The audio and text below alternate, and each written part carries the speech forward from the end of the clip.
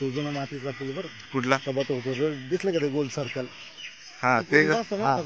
तो आहे ना तिकडे हा बघ हे नवीन आहे आणि ते तिकडे मातीचं बांधलं ते गोल दिसलंय सर्कल तुम्हाला? हेच ना हे गोल? हा हा ते गोल ते जुना मातीचं बरं का ते लक्षात ठेवा. इथपर्यंत पाण्यावरती कसं राहतं? गंगापूर धरण.